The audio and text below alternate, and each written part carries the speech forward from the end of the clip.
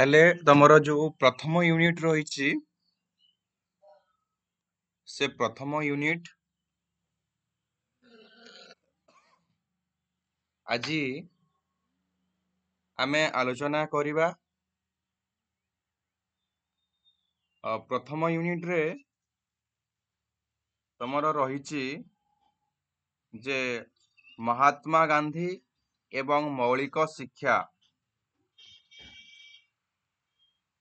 ମହାତ୍ମା ଗାନ୍ଧୀଙ୍କର ଯୋଉ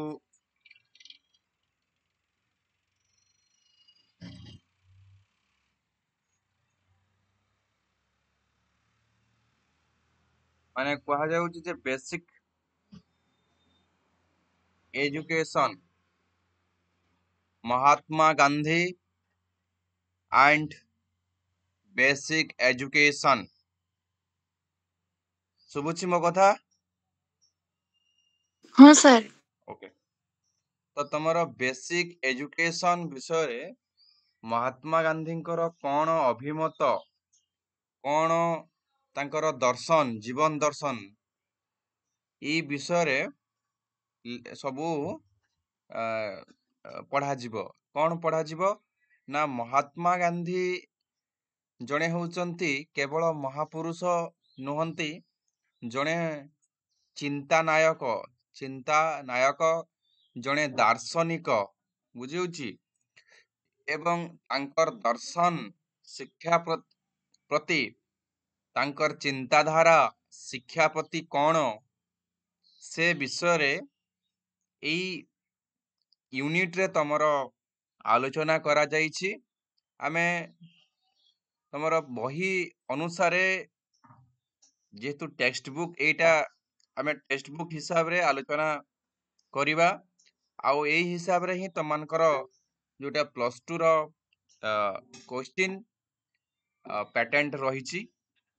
ମୁଁ ଯୋଉ ହିସାବରେ ତମର ପଢାପଢି କରୁଛି, ଫାଷ୍ଟ ହଉଛି ତାଙ୍କର ଜୀବନୀ ଲାଇଫ।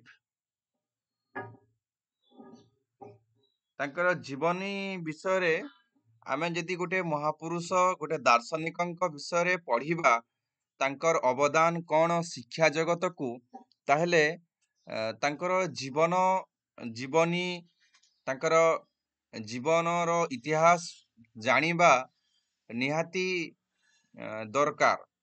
ତ ମୁଁ ଗୋଟେ ଦିଟା ତାଙ୍କ ବିଷୟରେ କିଛି କଥା କହୁଛି ଯେ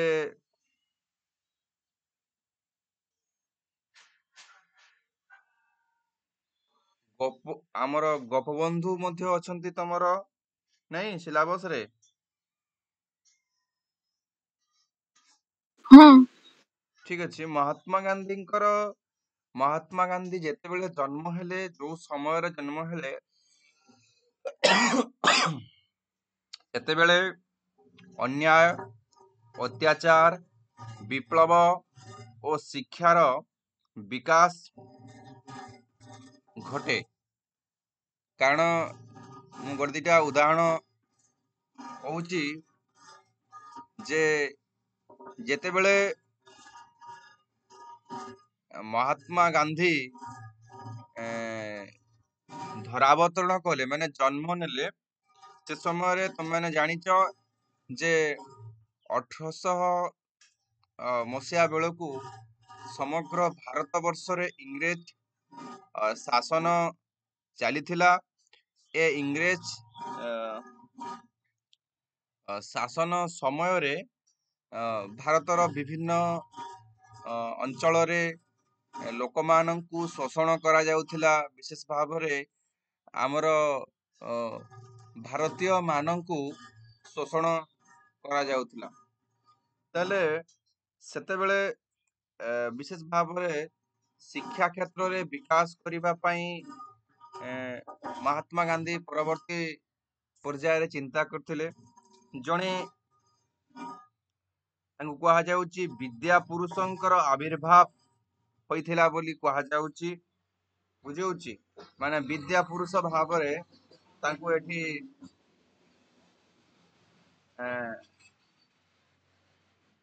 କୁହାଯାଉଛି, ଜଣେ ବିପ୍ଳବ ବ୍ୟକ୍ତିତ୍ୱ ଭାବରେ ତାଙ୍କୁ ଏଠି କୁହାଯାଉଛି। ସେମାନଙ୍କର ନୂତନ ଚିନ୍ତାଧାରା ନୂତନ ଦିଗ୍ଦର୍ଶନରେ ଗୋଟିଏ ନୂତନ ଅ, ଯୁଗର ମାନେ ପ୍ରବର୍ତ୍ତିତ ହେଇଥିଲା ବା ଗୋଟେ ଧାରା ସୃଷ୍ଟି ହେଇଥିଲା। ମହାତ୍ମା ଗାନ୍ଧୀଙ୍କର ପରେ ମହାତ୍ମା ଗାନ୍ଧୀଙ୍କର ଚିନ୍ତାଧାରା ଏବଂ ସେ ସମୟରେ ଭାରତରେ ଯେମିତି ଗୋପବନ୍ଧୁ, ରବୀନ୍ଦ୍ରନାଥ ଠାକୁର ଏମାନଙ୍କର ଆବିର୍ଭାବ ଫଳରେ ପରବର୍ତ୍ତୀ ପର୍ଯ୍ୟାୟରେ ରବୀନ୍ଦ୍ରନାଥ ଠାକୁର ଏମାନଙ୍କର ଯୋଉ ଆବିର୍ଭାବ ଫଳରେ ଏମାନଙ୍କୁ ଯୋଉ ସମୟରେ ଭାରତୀୟ ଶିକ୍ଷା ଭାରତୀୟ ଶିକ୍ଷା ବ୍ୟବସ୍ଥା ପ୍ରତି ଯୋଉ ଦିଗ୍ଦର୍ଶନ ବିଶେଷ ଭାବରେ ତାହା ଗୁରୁତ୍ୱପୂର୍ଣ୍ଣ। ସେହିପରି ଜଣେ ଯୁଗ ସ୍ରଷ୍ଟା, ସ୍ୱଦେଶ ପ୍ରେମୀ। ତମେ ଜାଣିଛ ମହାତ୍ମା ଗାନ୍ଧୀ ଜଣେ ସ୍ୱଦେଶ ପ୍ରେମୀ, ଯୋଉ କାଟି ଖାଅ କୁଟି ପିନ୍ଧ କହୁଥିଲେ, ଜଣେ ତ୍ୟାଗୀ ଯେ ତ୍ୟାଗ କରିପାରନ୍ତି ହେଲା, ଏବଂ ଜଣେ ପ୍ରଭାବଶାଳୀ ବ୍ୟକ୍ତି ଭାବରେ ଜାତିର ଜନକ। ଆମେ ତାଙ୍କୁ ମହାତ୍ମା ଗାନ୍ଧୀଙ୍କୁ ଜାତିର ଜନକ କାହିଁକି ଜାତିର ଜନକ କହୁ ନା ଆମର ଜାତିର ପିତା ବୋଲି ତାଙ୍କୁ କୁହାଯାଉ। ସତ୍ୟର ପୂଜାରୀ ତଥା ଅହିଂସାର ପ୍ରତୀକ ମୋହନ ଦାସ କରମଚାନ୍ଦ ଗାନ୍ଧୀ। ବୁଝଉଛି, ଇଏ ହଉଛନ୍ତି ସତ୍ୟର ଜଣେ ପ୍ରତୀକ। ମହାତ୍ମା ଗାନ୍ଧୀ ସବୁବେଳେ ଅହିଂସା ମାଧ୍ୟମରେ ମାନେ କୌଣସି ହିଂସା ନ କରିକି ଆନ୍ଦୋଳନ କରୁଥିଲେ, ପ୍ରତିରୋଧ କରୁଥିଲେ, ବା ତମେ ଯାହାକୁ ଆଧୁନିକ ସମୟରେ ଷ୍ଟ୍ରାଇକ କହୁଛ, ସେମାନେ ହିଂସାତ୍ମକ ଏବେ କାହାର ଘର ଭାଙ୍ଗି ଦଉଛନ୍ତି, କାହାକୁ ମାରି ଦଉଛନ୍ତି, କାହାକୁ ଜାଳି ଦଉଛନ୍ତି ଏବେକାର ଷ୍ଟ୍ରାଇକ ରେ। କିନ୍ତୁ ମହାତ୍ମା ଗାନ୍ଧୀ ନ ଖାଇ ନ ପିଇ ଅଣସନ ଭାବରେ ବସିକି ଷ୍ଟ୍ରାଇକ କରୁଥିଲେ। ତ ଇଏ ହଉଛି ମହାତ୍ମା ଗାନ୍ଧୀଙ୍କର ପରିଚୟ, ଯେ ମହାତ୍ମା ଗାନ୍ଧୀ ଜଣେ ଅହିଂସାବାଦୀ ବିପ୍ଳବୀ ଏବଂ ସତ୍ୟ ମାନେ ଯାହା ସତ ତାକୁ ମହାତ୍ମା ଗାନ୍ଧୀ ସପୋର୍ଟ କରନ୍ତି। ମହାତ୍ମା ଗାନ୍ଧୀଙ୍କର ଆମେ ଯାହାଙ୍କୁ ମହାନ ଆତ୍ମା, ମହାତ୍ମା ଗାନ୍ଧୀ ମହାତ୍ମା ଏକ ହଉଛି କଣ ମାନେ ନାମରୁ ପୂର୍ବରୁ ଯୋଉଟା ଆମେ ବ୍ୟବହାର କରୁ, ବୁଝଉଛି, ଜଣେ ସର୍ବନାମ ଭଳି। ଆମେ ମହାତ୍ମା କାହାକୁ କହିବା? ଯିଏ ମହାନ କାମ କରନ୍ତି। ବାସ୍। ତ ମୋହନ ଦାସ କରମଚାନ୍ଦ ଗାନ୍ଧୀ ତାଙ୍କର ହଉଛି ପ୍ରକୃତ ନାମ। ଏଇ ମହାନ ପୁରୁଷ, ଏଇ ଯୁଗ ସ୍ରଷ୍ଟା ବ୍ୟକ୍ତିତ୍ୱଙ୍କର ଜନ୍ମ ହଉଛି ପିଲାମାନେ 1869 ମସିହା ଅକ୍ଟୋବର 2 ତାରିଖରେ। ଯେତେବେଳେ ଲଙ୍ଗ କୋଶ୍ଚିନ୍ ପଡିବ ମହାତ୍ମା ଗାନ୍ଧୀଙ୍କର ମୌଳିକ ଶିକ୍ଷାନୀତି ବିଷୟରେ ଆଲୋଚନା କର, ତମେ ଜୀବନୀ ଟିକେ ତାଙ୍କ ବିଷୟରେ ଲେଖିବ। ବୁଝି ହଉଛି?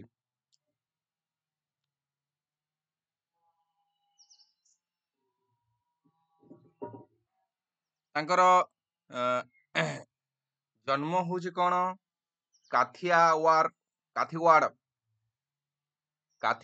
କାଥିଆୱାଡ ଜିଲ୍ଲାର ପୋରବନ୍ଦର ଠାରେ ସେ 1869 ମସିହାରେ ଜନ୍ମ ଗ୍ରହଣ କରିଥିଲେ ଅକ୍ଟୋବର 2 ତାରିଖରେ। ତାଙ୍କର ପିତାଙ୍କର ନାମ ଥିଲା ପିଲାମାନେ କଣ? କରମଚାନ୍ଦ ଗାନ୍ଧୀ। ପିତାଙ୍କର ନାମ କଣ ଥିଲା? କରମଚାନ୍ଦ ଗାନ୍ଧୀ ବା କଣ କାବା ଗାନ୍ଧୀ। ଓ ମାତାଙ୍କର ନାମ ଥିଲା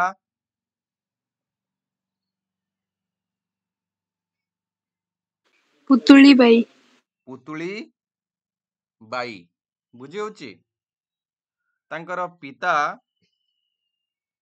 ସେ ତାଙ୍କର ଯୋଉ ଜିଲ୍ଲାରେ ହେଲା ମନ୍ତ୍ରୀ ପଦ ଗ୍ରହଣ କରିଥିଲେ।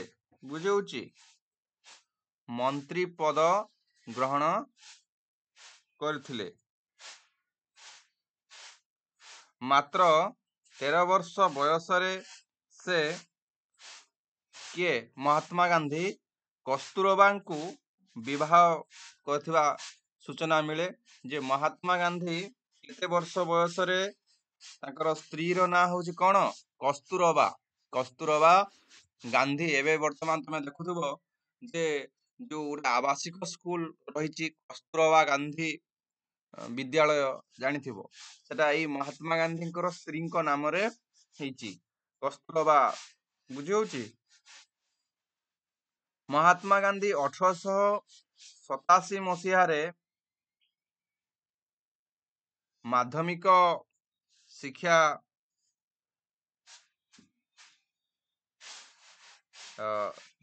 ମାନେ ଶେଷ କରିଥିଲେ।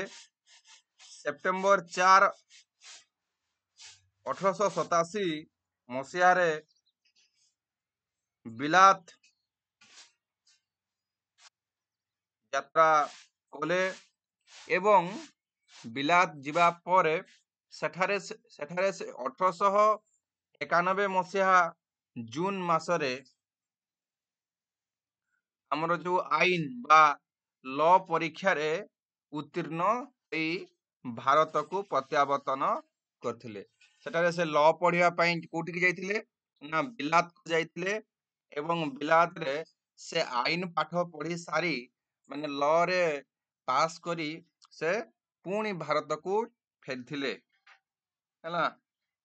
ରାଜକୋଟ ଠାରେ ଆଇନ ବ୍ୟବସାୟ ଆରମ୍ଭ କରିଥିଲେ, ମାନେ ଲ ପ୍ରାକ୍ଟିସ କରିଥିଲେ। କୋଉଠାରେ? ରାଜକୋଟ ଠାରେ।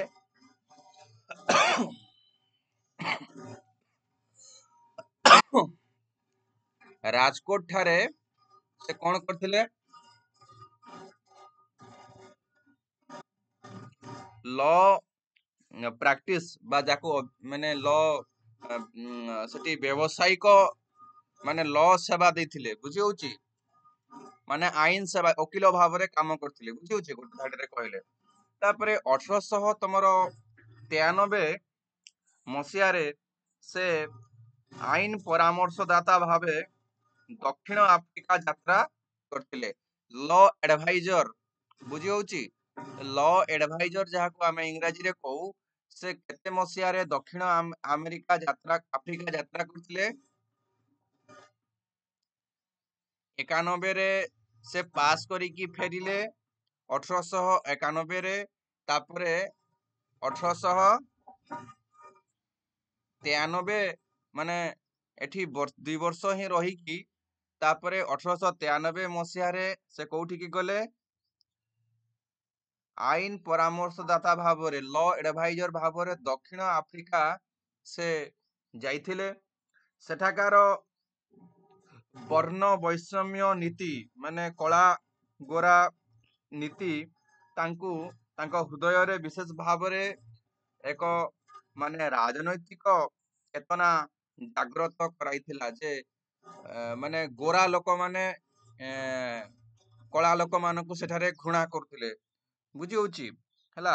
ସେଇଠାରୁ ସେ ସତ୍ୟ ଓ ଅହିଂସାର ପ୍ରେରଣା ଲାଭ କରିଥିଲେ। କୋଉଠାରୁ ସେ ସତ୍ୟ ଓ ଅହିଂସାର ପ୍ରେରଣା ଲାଭ କରିଥିଲେ ପିଲାମାନେ?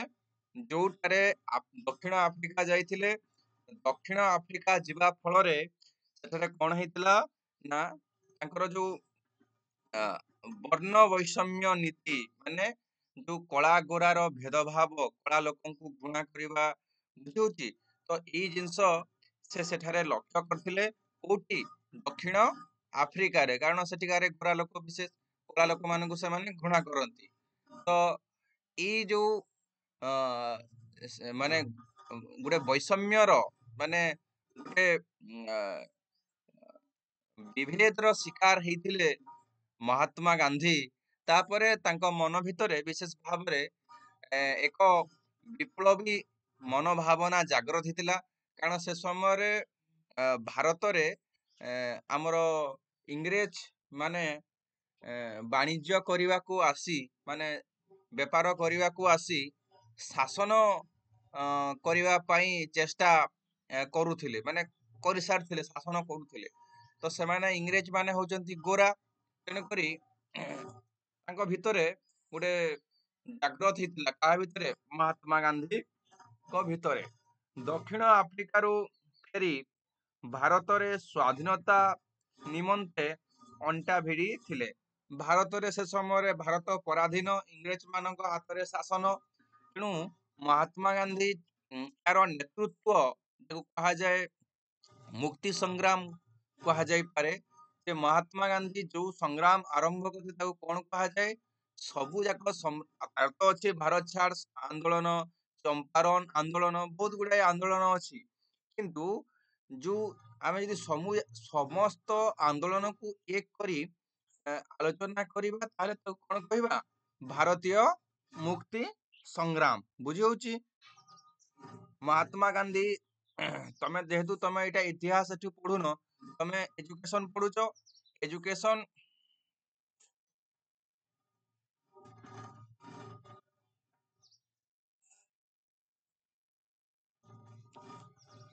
ଏଜୁକେସନ ଯେତେବେଳେ ପଢୁଛ ତ ସେ ସମୟରେ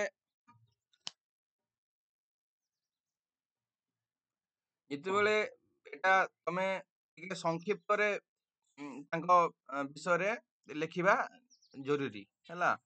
ତ ଇଏ ମୁକ୍ତି ସଂଗ୍ରାମରେ ଯୋଗ ଦେଇଥିଲେ ବା ସ୍ୱାଧୀନତା ସଂଗ୍ରାମରେ ଯୋଗ ଦେଇଥିଲେ। ଜାଲିଆନା ୱାଲାବାଗ ହତ୍ୟାକାଣ୍ଡ ପିଲାମାନେ ହେଇଥିଲା କୋଉଠି? ଜାଲିଆନା ୱାଲାବାଗ ହତ୍ୟାକାଣ୍ଡ କୋଉଠି ହେଇଥିଲା?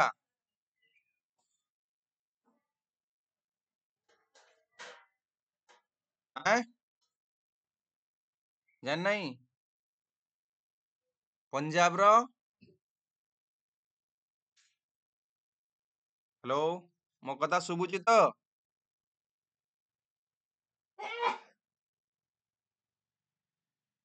ହ୍ୟାଲୋ, ବାବୁ ମାନେ ମୋ କଥା ଶୁଭୁଛି ତ? ଶୁଭୁଛି କି ନାଇଁ କୁହ? Hello,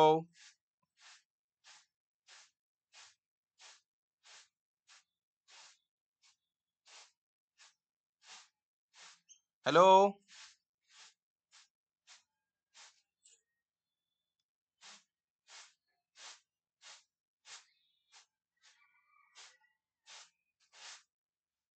hello,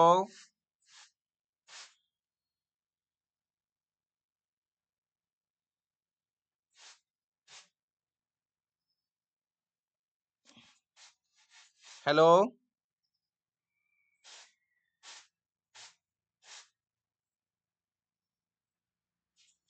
hello,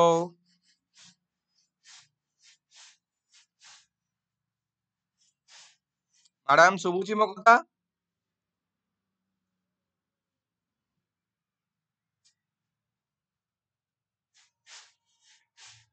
hello,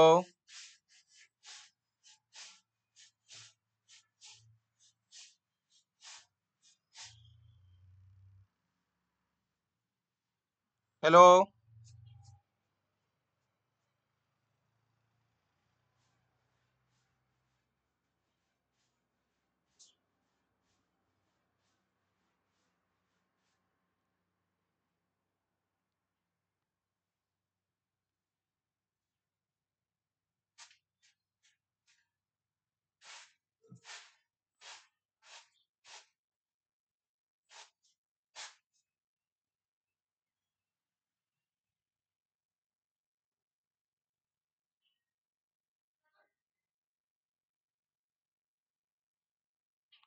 line ପଳେଇ ଯାଇଛି।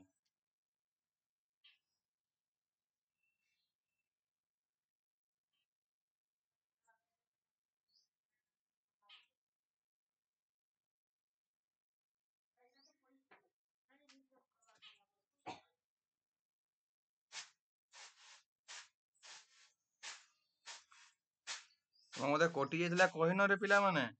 ମୁଁ ଏଠି ପଢଉଛି ତମକୁ କୋଉଠି କଟିଥିଲା କହିଲ?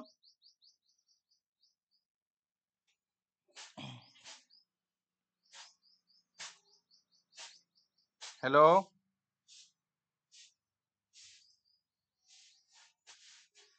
ହ୍ୟାଲୋ,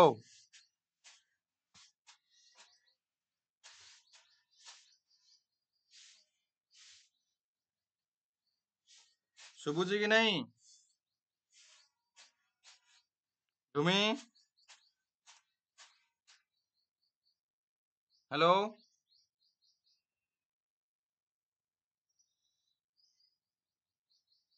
ତମକୁ ମୋର ମଜାକ ଲାଗୁଛି କି?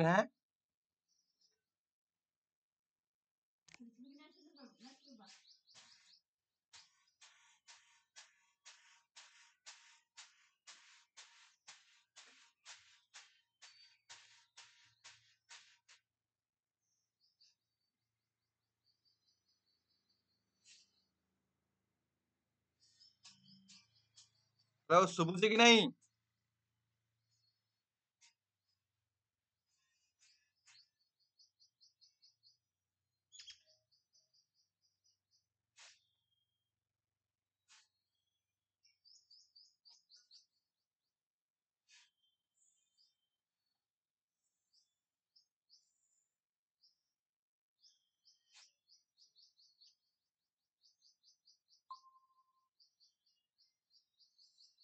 ଏବେ ଶୁଭୁଛି କି ନାହିଁ ପିଲାମାନେ?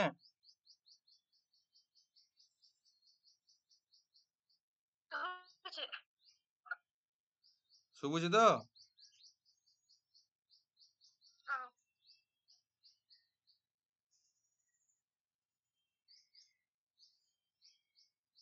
ତ କହିବ ନା କ୍ଲାସ ଶୁଭୁଛି କି ନାହିଁ, ମୁଁ ସେଇ ହିସାବରେ ହଉ। ତାହେଲେ ମୁଁ କଣ ପଢଉଥିଲି ନା ତମର ଯୋଉ ଦକ୍ଷିଣ ଆଫ୍ରିକାରେ ଯୋଉ ବର୍ଣ୍ଣ ବୈଷମ୍ୟ ନୀତି ଦେଖା ଦେଇଥିଲା, ଏ ନୀତି ଫଳରେ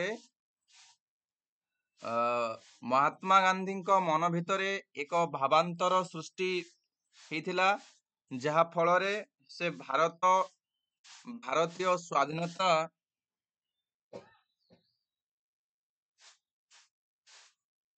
ସ୍ୱାଧୀନତା ସଂଗ୍ରାମ ପାଇଁ କଣ କରିଥିଲେ ନା ପ୍ରଚେଷ୍ଟା କରିଥିଲେ। ବୁଝିହଉଛି?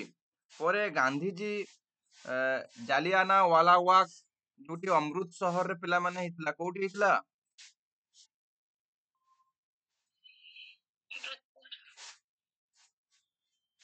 ପଞ୍ଜାବର କୋଉଠି ହେଇଥିଲା? ଅମୃତ ସହର। ତ ଜାଲିଆନା ୱାଲାବାଗ ପରେ ମହାତ୍ମା ଗାନ୍ଧୀ କଣ କରିଥିଲେ ନା ଅସହଯୋଗ ଆନ୍ଦୋଳନ ଆରମ୍ଭ କରିଥିଲେ। ବୁଝିହଉଛି? ତତ୍ପରେ ସେ 1915 ଓ 1935ରେ ଯଥାକ୍ରମେ ଦୁଇଥର ସାବରମତୀ ଆଶ୍ରମ ଓ ତମର ସେବାଗ୍ରାମ ଆଶ୍ରମର ଭିତ୍ତିପ୍ରସ୍ତର ସ୍ଥାପନ କରିଥିଲେ। ଦୁଇଟା, ଗୋଟେ ହଉଛି 1915ରେ କୋଉଟା? ସାବରମତୀ ଆଶ୍ରମ। ପ୍ରଶ୍ନ ଆସିବ ଯେ ସାବରମତୀ ଆଶ୍ରମ କେବେ ହେଇଥିଲା? 1915 ଆଉ 1935ରେ ସେବାଗ୍ରାମ ଆଶ୍ରମ ସ୍ଥାପନ କରାଯାଇଥିଲା। ପ୍ରକୃତ ପକ୍ଷରେ କହିବାକୁ ଗଲେ ପ୍ରକୃତ ପକ୍ଷେ କହିବାକୁ ଗଲେ 1915ରୁ 1947 ମସିହା ପର୍ଯ୍ୟନ୍ତ ଥିଲା ଗାନ୍ଧୀଜୀଙ୍କ ଜୀବନରେ ସଂଘର୍ଷ, ତ୍ୟାଗ ଓ କାରାବରଣର ସମୟ। ମାନେ ଏଇ ସମୟରେ ଗାନ୍ଧୀଜୀ ସଂଘର୍ଷ, ତ୍ୟାଗ ଏବଂ କାରାବରଣ ଏ ଉଭୟ ସମସ୍ୟା ଭିତରେ ଭାରତ ସ୍ୱାଧୀନ ପାଇଁ କଣ କରିଥିଲେ ନା ଚେଷ୍ଟା କରିଥିଲେ। ତାଙ୍କର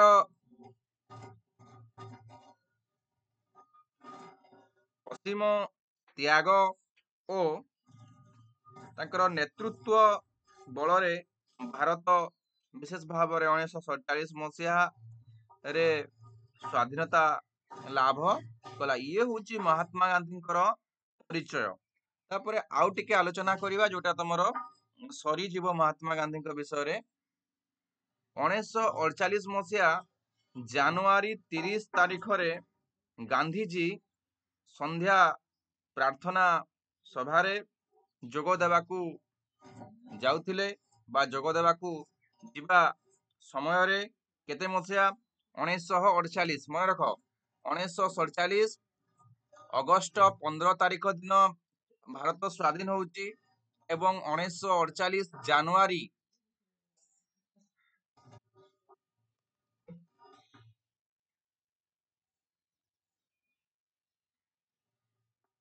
ମସିହା ଜାନୁଆରୀ କେତେ ତାରିଖ? 30 ତାରିଖ। ମାନେ ଯେତେବେଳେ ସନ୍ଧ୍ୟା ସମୟରେ ସେ ପ୍ରାର୍ଥନା ସଭାକୁ ଯାଉଥିଲେ ସେ ସମୟରେ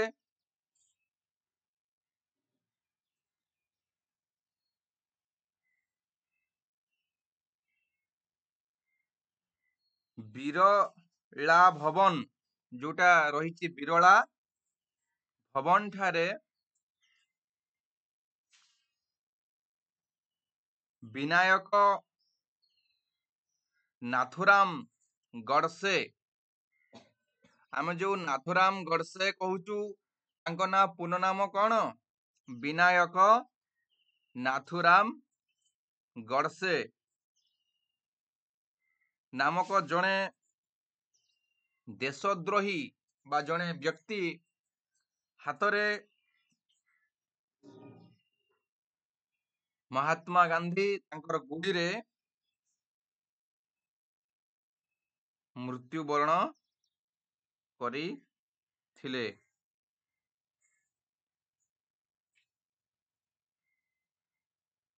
ଆଉ ମହାତ୍ମା ଗାନ୍ଧୀ ମୃତ୍ୟୁ ସମୟରେ ହେ ରାମ ଉଚ୍ଚାରଣ କରି ଗାନ୍ଧୀଜୀ ପ୍ରାଣ ତ୍ୟାଗ କଲେ। ଗୋଟିଏ ମହାନ ଆତ୍ମାର ବିଶେଷ ଭାବରେ ସେଇଦିନ ପରିସମାପ୍ତି ଘଟିଲା। ଇଏ ହଉଛି ମହାତ୍ମା ଗାନ୍ଧୀଙ୍କର ଜୀବନୀ, ତାପରେ ତାଙ୍କର ଜୀବନ ଦର୍ଶନ,